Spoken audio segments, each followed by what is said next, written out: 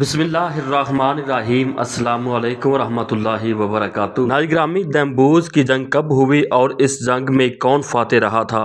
مزید آگے بڑھنے سے پہلے اگر آپ ہمارے چینل پر نئے ہیں تو سب سے پہلے ہمارے چینل کو سبسکرائب کر لیں اور ساتھ لگے بیل آئیکن کے نشان کو پریس کر دیجئے تاکہ آنے والی ویڈیو کے نوٹیفیکیشن آپ کو بر وقت مل سکے۔ تو ناظرین 1302 عیسوی میں بافیوز کے مقام پر صلیبیوں اور عثمانی فوج کے درمیان لڑائی ہوئی جسے بافیوز کی جنگ کہا جاتا ہے۔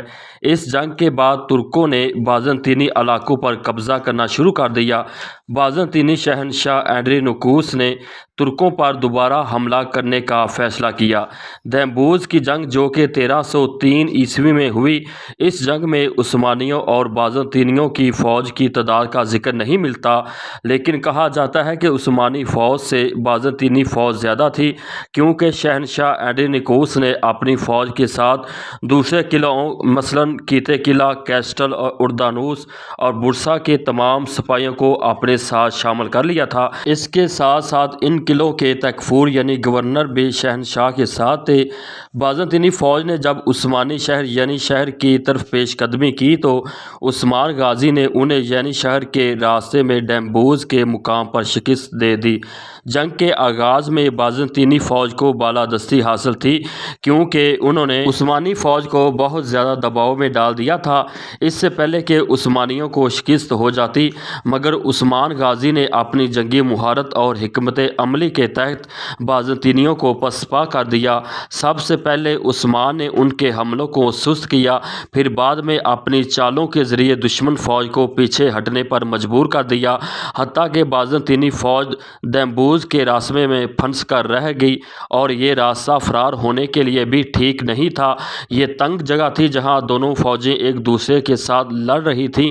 آخر کار یہ طویل جنگ، تھکا دینے والی سخت لڑائی میں عثمان غازی نے بازنطینی فوجیوں کو ختم کرنا شروع کر دیا، اور عثمان نے بازنطینیوں کو یعنی شہر کی طرف بڑھنے سے روک دیا، حتیٰ کہ اس جنگ میں اردنوس اور کیتے قلعہ کے گورنر اور برسا کا گورنر فرار ہونے میں کامیاب ہو گئے، لیکن کیسٹل قلعے کا تکفور یعنی گورنر یہاں مارا گیا۔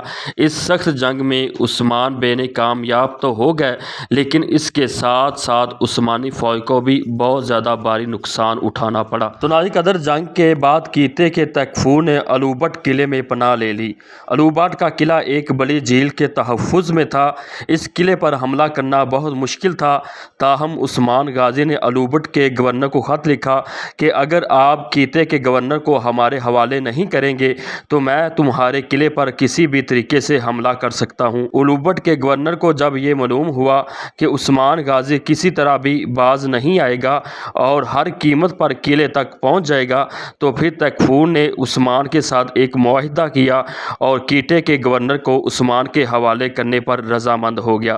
تو ناظرین گرامی، اس معاہدے کی پاسداری کرتے ہوئے اس نے کیتے کے گورنر کو عثمان کے حوالے کر دیا، اور عثمان غازی نے پھر اپنی بات پر عمل کرتے ہوئے الوبٹ کے تکفور کا وعدہ نبھایا اور بعد ازاں کیتے کے گورنر کو قلعے کے سامنے لٹکا دیا۔ تو ناظرین بہرحال کولوس عثمان میں ہمیں ابھی تک انکل بوزداگ نے دمبوز جنگ کا کوئی منظر نہیں دکھایا۔